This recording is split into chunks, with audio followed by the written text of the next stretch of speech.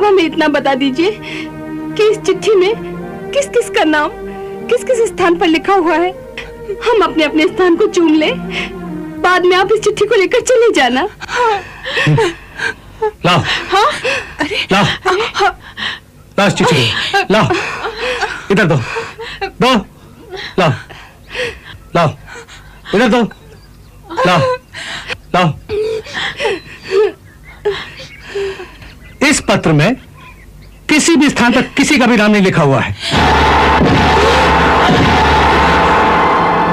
क्या राधा का भी नाम नहीं लिखा है क्या उद्धव जी? नहीं, इस पत्र में राधा का भी नाम नहीं लिखा है।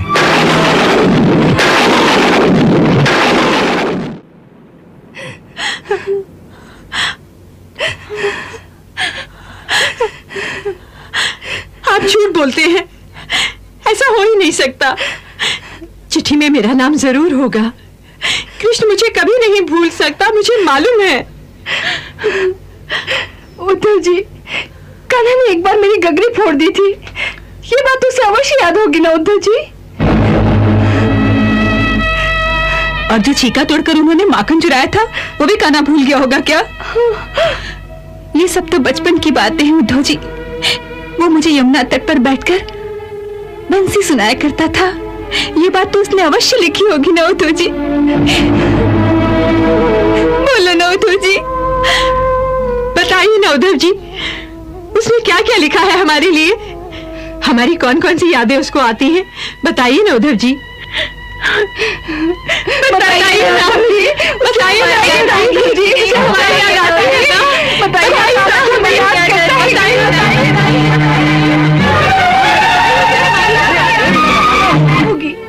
वो तो वहाँ का राजकुमार है, उसके आगे पीछे तो हजारों नगर वालियां घूमती होंगी। हम जैसी गंवार ग्वालिनों की याद उसे क्यों आने लगी?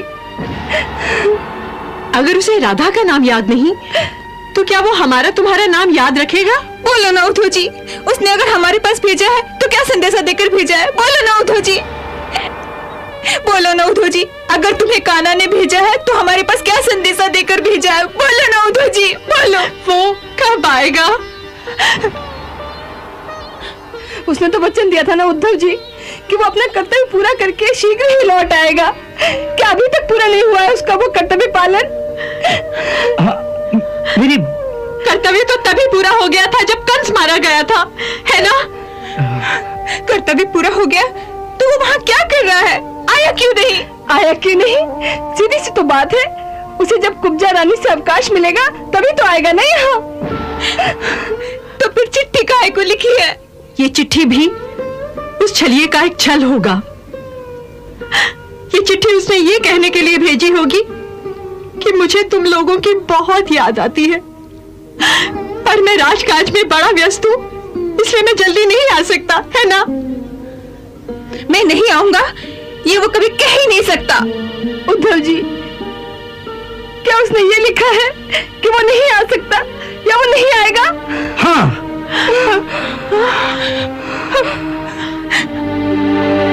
ये चिट्ठी नहीं, ब्रज का अपमान पत्र है। इसके तो चिट्ठी कर देनी चाहिए। चिट्ठी कर देनी चाहिए। जानती हो तुम लोगों ने क्या किया? यह पत्र जो तुमने फाड़ डाला है, यह स्वयं पर ब्रह्म के हाथ का लिखा हुआ पत्र था।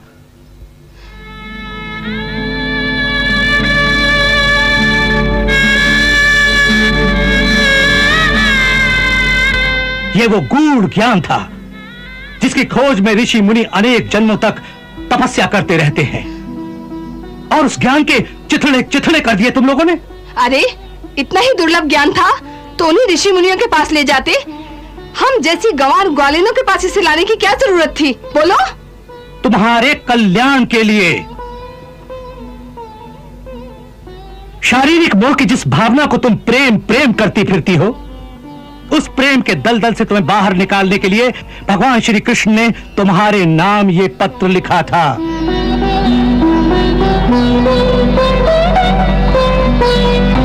उन्होंने तुम्हें यह लिखा था कि मेरे जिस सुंदर शरीर से तुम प्रेम करती हो वो नश्वर है, एक दिन उसका नाश हो जाएगा।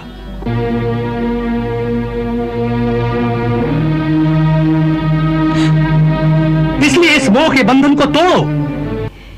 वही नरमी है, उसके स्पर्श में वही गर्मी है जो कृष्ण कन्हैया के हाथों में है। क्या हम उसे गले लगा सकती हैं? नहीं नहीं नहीं नहीं, ना उसके हाथ हैं, ना उसके नयन हैं, ना वो किसी के गले लग सकता है। वो परब्रह्म परमेश्वर निराकार अविनाशी और अचल है। ना वो पैरों से चलता है, ना वो कहीं आता है, ना कहीं जाता है, क्योंकि वो हर समय हर स्थान पर व्याप्त और विराजमान है। ना वो पैदा होता है, ना वो मरता है। वो भूत भविष्य और वर्तमान की सीमाओं से परे है।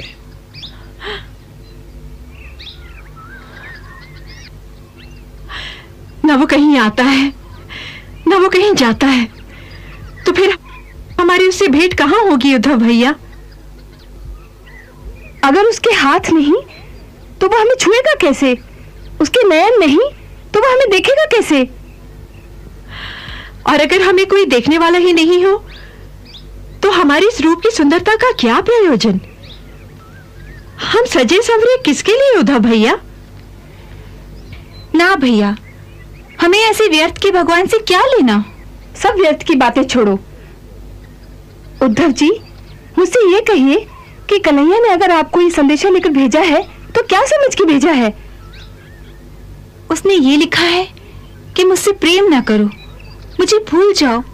उद्धव भैया, कहीं वो पागल तो नहीं हो गया? अरे, अगर वो पागल भी हो गया ना तो भी हमारे प्रेम को नहीं भुला सकता। वास्तव में ये मथुरा वाले छल बल करने में बड़े ही प्रवीण हैं। पहले वो क्रूर आया और कृष्ण कन्हैया को न जाने क्या क्या उल्टी सीधी पट्टी पढ़ाकर हमसे दूर ले गया,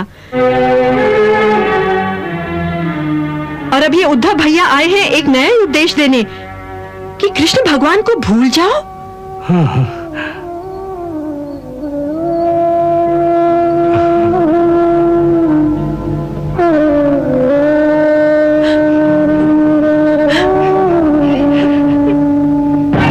ना भैया ना, ऐसा अत्याचार हम पर मत करो। और यदि किशन ने आपको ये संदेशा लेकर भेजा है तो ये उपदेश उसी के पास वापस ले जाइए। उससे जाकर कहिए कि वही उस ईश्वर को ध्याए, हमें अपने प्रेम मार्ग से पथभ्रष्ट ना करे। पहले ही हम लोग विरह में दुखी हैं, हमें ऐसे कटु उपदेश देकर और दुखी मत करो। तुम्हें दुख देने के लिए नहीं, तुम्हारे दुख दूर करने के लिए उन्होंने ये संदेशा भेजा है। देखो, प्रेम एक मोह का बंधन है। जो इस मोह के दलदल में फंसेगा वो अवश्य दुख पाएगा।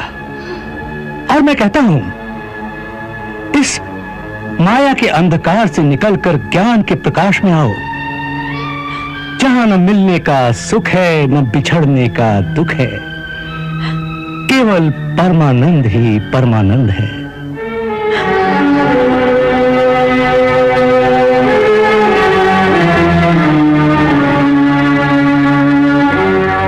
मिलने का सुख नहीं, बिछड़ने का दुख नहीं, ऐसा जीवन जीने से क्या लाभ?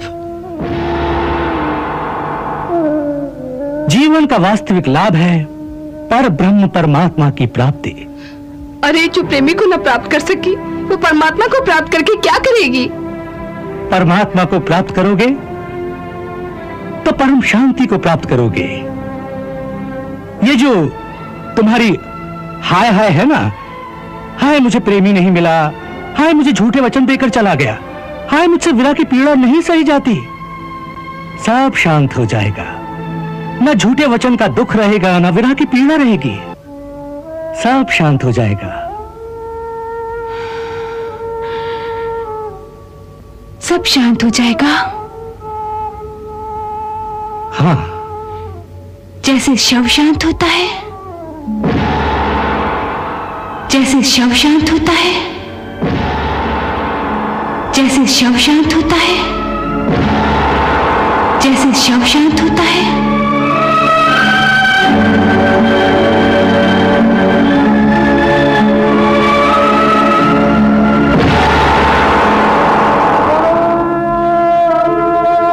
उद्धव जी, विरह की पीड़ा में जो आनंद है, उस आनंद को आप जानते हैं? पीड़ा में आनंद? हाँ, पीड़ा का आनंद, पीड़ा का परमानंद। पर वो तो तुम तब जानोगे ना जब प्रेम करोगे। क्या तुमने कभी किसी से प्रेम किया है?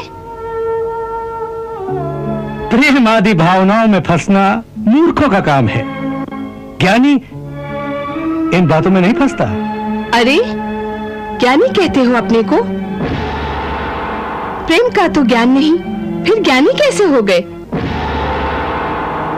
भैया, प्रेम करो, प्रेम की पीड़ा को सहो, तब तुम्हें इस बात का ज्ञान हो जाएगा कि प्रेम की पीड़ा में इतना आनंद क्यों है। तब तुम संपूर्ण ज्ञानी बनोगे। अभी तुम्हारा ज्ञान अधूरा है, अभी तुम्हारा ज्ञान अधूरा है।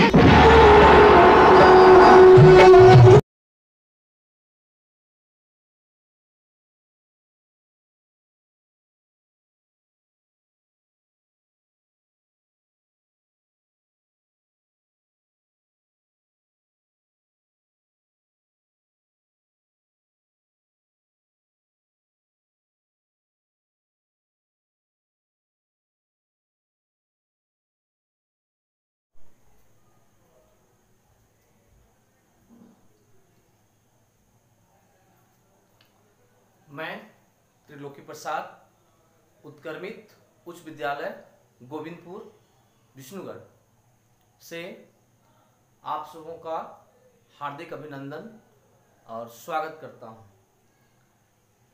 वीडियो क्लास के माध्यम से हमारी प्रयास का ये सिलसिला जारी है और जारी रहेगा।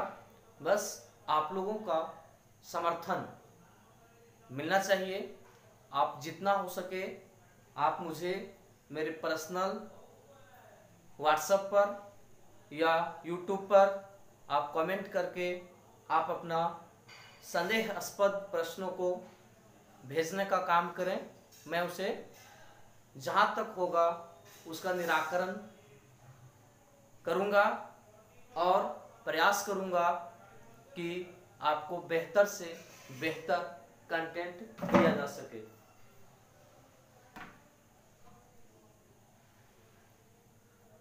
आज हम लोग इसी सिलसिले में पिछले वीडियो में हम लोगों ने देखा था कि सूरदास की जीवनी, और सूरदास एक ऐसे महान कवि हुए हैं जिनका संबंध भक्ति काल से रहा है और भक्ति काल में भी कृष्ण भक्ति से उनका संबंध रहा है। तो कृष्ण भक्त सूरदास ने अपनी रचना में कृष्ण के कई लीलाओं का वर्णन किए हैं। उनमें से हम उनके कुछ अंश का अध्ययन करेंगे। सूर सागर उनकी एक रचना थी, सूर सागर। सूर सागर में एक भाग है भ्रमर गीत, और भ्रमर गीत से ही हम उसी का कुछ अंश सूरदास के पद के रूप में अध्ययन करेंगे। तो विद्यार्थियों, आप लोग से मेरा एक अनुरोध होगा कि आप सभी घर में जब भी पढ़ें तो एक बार इस काव्य का आप एक बार आदर्श वाचन जरूर करें। अपने साथ अपना किताब को निकाल कर इस चैप्टर को जरूर एक बार देखते हुए ही इस वीडियो को देखें और अध्ययन करें। तो आज हम सूरदास के पद में देखेंगे कि क्या है।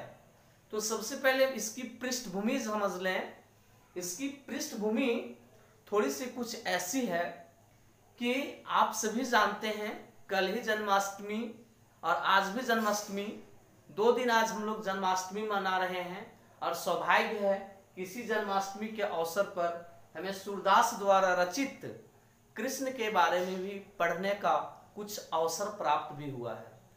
तो बात ऐसा है कि कृष्ण का जो बाल रूप है उसका वर्णन उन्होंने बड़ा ही ढंग से किया है। और आप सभी भी महाभारत, कृष्ण लीला जैसे सीरियल में देखे होंगे कि कृष्ण काफी मनमोहक थे, मोहन, मन को मोह लेने वाले। वे जब भी कभी निकलते थे तो सभी का मन मोह लेते थे। आप सभी जानते हैं कि कई गोपियों को वे अपने जाल में फंसा लेते थे, चलते चलते पटा लेते थे। तो पटाने की जो कला थी, गोपियों को पटाने की जो कला थी, उनके अंदर बहुत अद्भुत थी। बस जिन गोपियों का, गोप का नजर पड़ गया, एक बार नजर में तो आ जाए, बस फिर क्या कहना, कल से गोपियां कृष्ण से मिले बिना, कृष्ण को देखे बिना नहीं रह सकती थी। तो स्वाभाविक है कि बचपन में हमारे भी कई मित्र होते थे, कई मित्र हुए, आज हमसे सभी दूर हैं। तो जरूर लगता है कि आज बचपन में वे मित्र से हम भी मिलते, काश हमारे भी वे दिन वापस आते। तो हुआ कुछ ऐसा कि कृष्ण जब अपने बचपन में थे तो हर कोई अपने बचपन की अवस्था में, अपने बचपन के समय में हमेशा हंसी ठिठौली मौज मस्ती में ही गुजारता है। वैसे ही कृष्ण भगवान भी अपना जीवन पूरा गोपियों एवं राधा जैसे सुंदर नारियों के बीच नृत्य करके, लुका छुपी खेल करके, जैसे भी है उन्होंने पूरा मजे किए। अब गोपियों का मन पूरा मोह लिए। मोहने के बाद अब जब आदमी बड़ा हो जाता है तो उनकी जिम्मेवारी भी बदल जाती है। तो जिम्मेवारी बदलने के साथ साथ आदमी अपना पीछे के बहुत कुछ ऐसे चीजें हैं जिनको धीरे धीरे भूलने भी लगता है। तो कृष्ण भगवान जो थे वो क्या हुए ना कि जब उनकी जिम्मेवारी बदल गई, जब उनका उम्र बड़ा हो गया, तो वे गोकुल से यानी ब्रज से वे मथुरा, कंस की नगरी मथुरा चले गए और अपने माता पिता को कारावास से मुक्त कराने के लिए वे मथुरा चले गए। और मथुरा जाने के बाद वह वहां का ही राजपाट में थोड़ा सा उलझ गए। उसके बाद वो थोड़ा सा अपने गोपियों को धीरे धीरे भूलने लगे। लेकिन गोपियां जो हैं वे आज भी कृष्ण से उतना ही प्रेम करती थीं। वे जानती थीं कि मेरा प्रेम एकनिष्ठ है, निश्चित है कि सच्चा प्यार हम किए हैं और मेरा सच्चा प्यार सच्चा ही रहेगा। एक दिन ना एक दिन कृष्ण अवश्य आएगा। लेकिन कृष्ण को ये चीज पता था कि अब हम उन गोपियों के साथ वैसे पल अब नहीं बिता पाएंगे। तो होती कुछ ऐसी है कि उनका एक दोस्त होता है। कृष्ण का एक मित्र है जिनका नाम उद्धव है, जिनका नाम उद्धव है।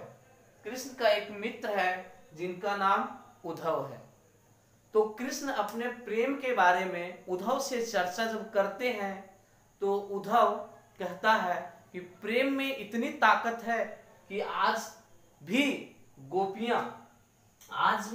गोपियां तुम्हारा इंतजार कर रही होगी। ये तो मुझे विश्वास नहीं होता। इतना दिन हो गया आज भी गोपियां तुम्हारा इंतजार कर रही होगी, ये तो विश्वास नहीं होता। जैसा कि आप सभी आज भी देखते हैं कि ऐसा होता नहीं है। तो कृष्ण ने उसे समझाया कि ऐसा ही है, आज भी गोपियां मेरे ही इंतजार में है और मेरे ही में इंतजार में है। तो इस बात को जब उन्हें विश्वास नहीं हुआ तो बोले ऐसा करो, तुम खुद जाओ और उनसे मिलो, और तुम जो कह रहे हो कि प्रेम में इतनी ताकत नहीं है, तुम अपना ज्ञान का संदेश उन्हें देकर देखो, देखो कि उनके मन को तुम परिवर्तित कर पाते हो कि नहीं कर पाते हो। तो उद्धव अपना चुनौती लेकर समझो कि आ गया कहां, ब्रज प्रदेश। और ब्रज प्रदेश आता है और गोपियों को कृष्ण के बारे में कहता है कि उनको अब तुम भूल जाओ, वो अब अपने काज में मग्न है। अब तुम मेरी बात को सुनो, मैं तुम्हारे लिए एक संदेश लाया हूं। तुम्हारे मन को, विचलित मन को, वियोगी मन को शांत करने के लिए मैं तुम्हारे लिए ज्ञान की कुछ बातें लाया हूं। और वह ज्ञान का संदेश, ज्ञान का संदेश, ज्ञान का संदेश उद्धव लेकर आता है और वह गोपियों को ज्ञान का संदेश देता है। और गोपियां जब ज्ञान का संदेश सुनती हैं तो उनकी जो प्रतिक्रिया है, उस प्रतिक्रिया को वे जो है कैसे व्यक्त करती हैं, उसके बारे में थोड़ा सा हम इसमें जान पाएंगे। थोड़ी सी बात यह है कि जब उद्धव उनको ज्ञान का संदेश दे रही होती हैं तो उनका मन पूरा चिड़चिड़ा जाता है। और मन जब चिड़चिड़ा जाता है तो उसी बीच में एक भौरा आता है और गोपियां का ध्यान जब उस भौरे पर जाता है तो गोपियां उस भौरे को निशाना बनाकर उद्धव को व्यंग बाण से जो है हम कह सकते हैं कि उद्धव को व्यंग बाण से उसे खरी खोटी सुनाने का काम करती हैं। जैसा कि आज भी हम लोग जानते हैं कि अगर सामने वाला को गाली देना हो, सामने वाला को अपशब्द बोलना हो तो उसको डायरेक्ट ना बोलकर हम किसी और को बोल करके उसे सुनाते हैं। ठीक है, जैसा आज भी हम लोग घरों में देखते होंगे कि आज भी हमारे घरों में जब दो गोतनी लड़ाई झगड़ा करती हैं तो एक जो है घर के किसी बकरी को, गाय को, किसी को क्या बनाती है, निशाना बनाती है और उस बकरी को बोलकर जो है उसका पूरा अपनी दूसरी गोतनी को देती है, जिसको हम लोग बोलते हैं ताना मारना। तो गोपियां भी ताना मारने में कम नहीं थी। तो वहीं से शुरू होता है भ्रमर गीत और भौरा के कारण ही इसको कहा गया है भ्रमर गीत। तो हम थोड़ा सा सबसे पहले इसका आदर्श वाचन कर लेंगे। देखा जाए उद्धव के बाद यहां पर एक कोमा लगा हुआ है।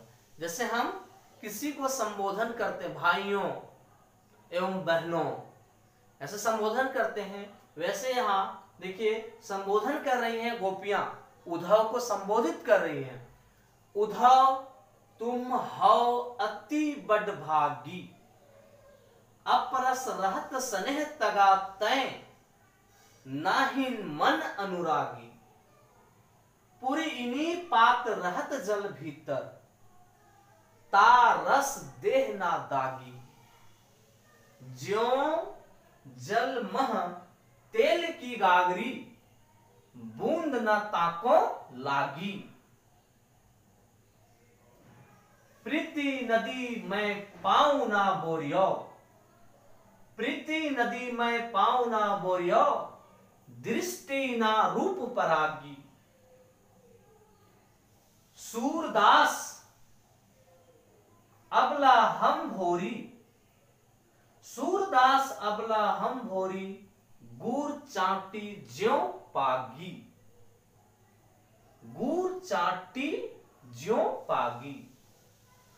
कहने का तात्पर्य है कि उद्धव को वे संबोधित करते हुए कहती हैं गोपियां, जब उद्धव ज्ञान का संदेश सुना करके प्रेम को तुच्छ सिद्ध करने में रहता है कि प्रेम से बड़ा ज्ञान है, और जब गोपियां उसको सुन लेती हैं तब उन्हें लगता है कि अब कुछ इसको सुनाना पड़ेगा, क्योंकि गोपियों के नजर में, गोपियों में प्रेम से बड़ा कुछ नहीं था। तो स्वाभाविक बात है कि निसंतान क्या जाने संतान वाले की पीड़ा, यानी जो निसंतान है, जिनके बच्चे नहीं हैं, वे क्या जानेंगे बच्चों का जिद क्या होता है, बच्चों की जो मांग क्या होती है, ये पीड़ा उसे कैसे समझ में आएगी। स्वाभाविक बात है। घोड़ा पर से कौन गिरता है? जो घोड़ा पर चढ़ता है, तब तो उसको पता चलेगा कि घोड़ा पर से गिरने के बाद कितना चोट लगता है। एक तो बिना घोड़ा बैठे बोल देगा अरे ये सब क्या आसान काम है, हम भी घोड़ा दौड़ा सकते हैं, लेकिन दौड़ा के तो देखो। तो यहां पर बात क्या है कि उद्धव आज तक प्रेम उरेम के चक्कर में नहीं पड़ा है, आज तक उससे मक्खी नहीं पटा है, चला है गोपियों को पटाने के लिए, जिसको ऑलरेडी पहले कृष्ण पटा चुका है। तो ये तो और कठिन बात है। तो उद्धव आज तक प्रेम नाम का कोई चीज जानता ही नहीं है, आज तक किसी से प्रेम नहीं हुआ है उद्धव को, ना ही उसको किसी का लव लेटर मिला है। तो उसे कैसे पता चलेगा कि प्रेम क्या होता है? तो प्रेम क्या होता है ये कैसे पता चलेगा? बताइए, आप ही बताइए। आप प्रेम किए ही नहीं है, आप अपनी प्रेमिका से कभी दूर रहे ही नहीं है, तो आपको कैसे पता चलेगा कि प्रेमी के अंदर क्या दुख दर्द चल रहा होगा, उसकी प्रेमिका के अंदर क्या बीत रहा होगा, कैसे पता चलेगा? बताइए। पहले की बहुत सारी कथाओं में हम देखते हैं, पढ़ते हैं कि उसकी जो प्रेमिकाएं हैं, पत्नी हैं, वे क्या है कि अपने प्रेमी के वियोग में सूख कर कांटा हो गई है, सूख कर काली हो गई है। कई तरह के आप प्रतिमान देख सकते हैं।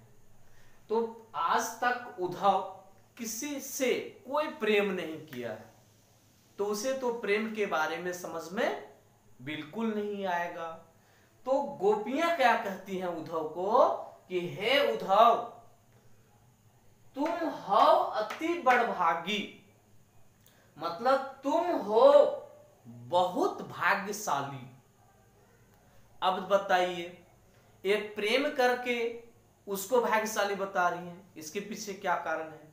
देखिए, जब भी हम कोई बात को बोलते हैं तो उस बात को बोलने में पता चलता है कि बात क्या बोला जा रहा है। जैसे हम अपनी माँ को बोलते हैं, मम्मी मम्मी मेला हम भी जाएंगे, मम्मी मम्मी आज खीर खाएंगे। बच्चा तो भोला है, वो तो मांग रख रहा है। मां बोलेगी, अगर सच में उसकी मां को मेला ले जाना होगा, खीर खिलाना होगा, तो जरूर बोलेगी ठीक है बेटा, तुम्हें आज खीर बना के खिलाऊंगी, ठीक है बेटा मेला तुम भी चलना। लेकिन मां को अगर नहीं ले जाना होगा तो वो भोला क्या जाने, उसको ऐसे बोल देगी, ठीक है तोरो मेलवा लेगबो, ठीक है तोरा खीरिए खिएबो। भोला बच्चा क्या सोचे, अरे माँ तो बोल दी खीर खिलाएगी, लेकिन बोलने का मतलब क्या हुआ? सच में खीर खिलाएगी? तोरा खीरिए खिलेबो, ठीक है तोरा आज खीर खिलाएंगे, खीर खेबी ने। ऐसे अगर कुछ माँ बोलती है तो समझ जाना है कि वो खीर खिलाएगी नहीं खिलाएगी, मेला ले जाएगी नहीं ले जाएगी। इसका मतलब है बात तो वही बोल रही है, लेकिन उसका अर्थ नहीं में बदल जा रहा है। वैसे उद्धव को कहती हैं, तुम हो अति बड़भागी, तुम बड़ा भगवान है, तुम बहुत भाग्यशाली हो बाबू, बहुत भाग्यशाली हो तुम, मतलब तुम बहुत भाग्यहीन हो, तुम्हारा भाग्य कर्म फूटा हुआ है। तो कहती है तुम हो अति बड़भागी, मतलब तुम्हारा भाग्य और कर्म बिल्कुल फूटा हुआ है। अपरस, अपरस का मतलब अपरस रहत स्नेह तगाते। अपरस, अपरस का मतलब होता है रस में अप लगा हुआ है उपसर्ग, तो अपरस का मतलब बिना रस के, अपरस रहत सदेह तगाते नाहिन मन अनुरागी। कहने का मतलब है कि तुम आज तक स्नेह, स्नेह का मतलब प्रेम के बंधन से दूर हो, अपरस हो, यानी आज तक तुम्हें प्रेम का रस चढ़ा ही नहीं है। ना ही मन अनुरागी, और ना ही मतलब नहीं, नहीं यानी ना ही तुम्हारा मन कभी किया कि किसी से प्रेम किया जाए। अनुरागी का मतलब प्रेमी, प्रेम करने वाला, यानी ना ही आज तक तुम्हारा मन कभी प्रेम करने के लिए जगा। पुरइनी पात रहत जल भीतर। पुरइनी पात का मतलब कमल का पत्ता। पुरइनी पात कमल का पत्ता, यानी कमल का पत्ता जिस प्रकार से रहता तो है जल में, कमल का पत्ता जिस प्रकार से रहता तो है जल में, तार रस देह ना दागी। लेकिन रस का मतलब होता है पानी, यहां होगा तार रस देह ना दागी। लेकिन पानी का ता मतलब उसमें पानी का रस, देह मतलब पत्ता, यानी उसमें रस जो है पानी का देह ना दागी। कमल के पत्ते में थोड़ा सा भी दाग नहीं होता है, यानी कोई नहीं कह सकता है अगर इसके पत्ते को बाहर निकाल कर ले जाया जाए और कहा जाए कि यह पत्ता पानी से लाए हैं, तो कोई नहीं कहेगा कि यह पत्ता पानी से लाए हो, क्योंकि जो पानी में हमेशा रहता है निश्चित उसका दाग धब्बा उस पर जरूर होता है। लेकिन तुम तो उसी कमल के पत्ते की तरह हो, यानी कमल का पत्ते का अपवाद है जो पानी में रहते हुए भी उस पर दाग नहीं होता है। तो इसी प्रकार तुम भी उस कमल के पत्ते की तरह तुम्हारा व्यवहार है कि तुम रहते हो प्रेम के सागर, पूरे दुनिया को प्रेम सिखाने वाले, प्रेम का प्रतीक, पूरे दुनिया को प्रेम सिखाने वाले कृष्ण के ही साथ तुम उसी का मित्र भी अपने आप को बताते हो। लेकिन तुम कमल की पत्ते की तरह उसके प्रेम से तुम दूर ही रहा है, अर्थात तुम कृष्ण के साथ होते हुए भी तुम्हारे अंदर प्रेम का थोड़ा भी दाग नहीं है, प्रेम का थोड़ा भी आभास नहीं है। अर्थात तुम प्रेम को आज तक समझ ही नहीं पाया। ज्यों जल मह तेल की गागरी, जिस प्रकार जल में तेल की गागरी, तेल की गागरी का मतलब तेल से भिंगा हुआ मटका, तेल से भिंगा हुआ मटका। जैसे हम ही नहाते हैं, अगर शरीर में तेल लगा लें तो शायद इस पर पानी नहीं टिकेगा, उसी प्रकार तेल से भिंगा हुआ मटका यानी तेल की गागरी। ज्यों जल मह तेल की गागरी, यानी जिस प्रकार तेल की गागरी यानी तेल का मटका, तेल से भिंगा हुआ मटका को अगर पानी में डुबा दिया जाए, पानी में डुबा दिया जाए तो घड़ा के अंदर नहीं, घड़ा के ऊपर, उसके शरीर के ऊपर बूंद ना ताको लागी, उसके ऊपर एक भी बूंद पानी का नहीं टिकेगा। पानी तो पड़ेगा उस पर लेकिन टिकेगा नहीं, क्योंकि वो उसके ऊपर तेल का लेप है, और तेल का लेप है इसका मतलब वो पानी उस पर टिकने नहीं देगा। उसी प्रकार तुम तेल के से भिंगे हुए घड़े के जैसे हो, और तुम्हारे ऊपर तेल का नहीं ज्ञान का, तेल का नहीं ज्ञान का लेप लगा हुआ है, और ज्ञान का लेप चढ़ा हुआ है तुम्हारे ऊपर, और तुम ज्ञान से कभी ऊपर उठा ही नहीं, जिसके कारण जो है बूंद, बूंद मतलब पानी, यहां पानी का बूंद नहीं प्रेम का बूंद, जिसके कारण प्रेम का बूंद थोड़ा भी तुम्हें आज तक नहीं लगा है। जैसे तेल से भिंगा हुआ मटका पर पानी पड़े भी तो बूंद नहीं टिकेगा, क्योंकि उस पर तेल का पहले से लेप चढ़ा हुआ है। ठीक उसी प्रकार तुम रहते तो हो कृष्ण के साथ, लेकिन कृष्ण तुम्हें प्रेम का संदेश जरूर सुनाते होंगे, लेकिन तुम जो ये मास्क पहन रखे हो, तुम जो ये लेप लगा रखे हो, किस चीज का? ज्ञान का। तेल की गागरी, तेल गागरी में तो तेल का लगा होता है लेप, लेकिन तुम्हारे ऊपर ज्ञान का जो संदेश, ज्ञान का जो तुम जानकार हो, यानी ज्ञान का जो तुम्हारे अंदर लेप लगा हुआ है, तुम्हारे ऊपर लेप लगा हुआ है, उस ज्ञान के कारण ही प्रेम का बूंद थोड़ा भी टिक नहीं पाता है, जिसके चलते आज तक तुम प्रेम को समझ नहीं पाए। इसका अर्थ हुआ कि ये दो लाइन के माध्यम से गोपियां उद्धव के व्यवहार की तुलना कर रही हैं। गोपियां उद्धव के व्यवहार की तुलना कर रही हैं, मतलब गोपियां उद्धव के व्यवहार को एक कमल का पत्ता बता रही हैं और दूसरा तेल से भिंगा हुआ मटके के जैसे उसके व्यवहार को उपमा दे रहे हैं। यानी तेल का मटका, तेल से भिंगा हुआ मटका और आपका कमल का पत्ता, ये दोनों का व्यवहार जैसे ही होता है, ठीक उसी प्रकार उद्धव का भी व्यवहार है, क्योंकि कमल का पत्ता पानी में रहता है लेकिन पानी का दाग नहीं। तेल की गगरी, तेल से भिंगी हुई गगरी, पानी अगर डाल दो उस पर तो एक बूंद नहीं टिकेगा। बस वैसे ही उद्धव का है कि रहता तो है प्रेम के सागर के पास, परंतु उसका एक भी प्रेम का भी उसके पास कुछ नहीं है, यानी प्रेम का खा भी उसे पता अभी तक नहीं है।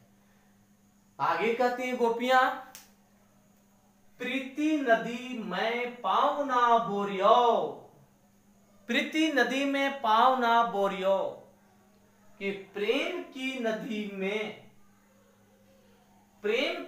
में पैर मत रखना। देखो कहीं पिछड़ जाएगा, कहीं गिर गया तो कौन निकालेगा तुमको? प्रीति नदी में पाँव ना बोरियो, न एकदम नहीं। तुम इतना दिन दूर रहा तो अब भी तुम दूर ही रहो। प्रेम की नदी में तुम पैर मत रखना, कहीं फिसल गया तो पूरे डूब जाओगे। तुम ना तो कमल का पत्ता बच पाओगे, ना तुम घड़ा जैसा रह पाओगे, हम लोग के जैसा हो जाएगी तुम्हारी गति। प्रीति नदी में पाँव ना बोरियो, बिल्कुल पैर नहीं बोरना। बोरना तो दूर, नजदीक भी मत जाना। कहीं पिछड़ा तो समझ लो काम तमाम। दृष्टि ना रूप परागी, और दृष्टि यानी नजर भी मत डालना, नहीं तो परागी, परागी का मतलब मुग्ध। दृष्टि ना रूप परागी, नजर मत डालना, नहीं तो तुम क्या हो जाओगे? परागी हो जाओगे, मुग्ध हो जाओगे और तुम भी प्रेम जान जाओगे। इसलिए प्रीति नदी में पाँव ना बोरियो, दृष्टि ना रूप परागी, उधर नजर भी नहीं चलाना, नहीं तो तुम्हारी हालत हमसे भी बुरी हो जाएगी। आगे गोपियां कहती हैं, सूरदास के माध्यम से गोपियां कहती हैं उद्धव को, माध्यम से बताना चाहती हैं, अबला हम भोरी, कि हम नारी अबला हैं। अबला है मतलब कमजोर हैं, और हम कमजोर ही नहीं भोरी भी हैं। भोरी मतलब भोली, बहुत भोली हैं, जो किसी के भी बात में, किसी के भी बहकावे में हम पड़ जाते हैं। तुम मत पड़ना, हम अबला हैं, भोरी हैं, और हमारी स्थिति ऐसी हो गई है, गुड़ चाटी ज्यों पागी, जैसे गुड़ को, रेवा गुड़ सुनता, पतला वाला गुड़ कैसा होता है? मीठा।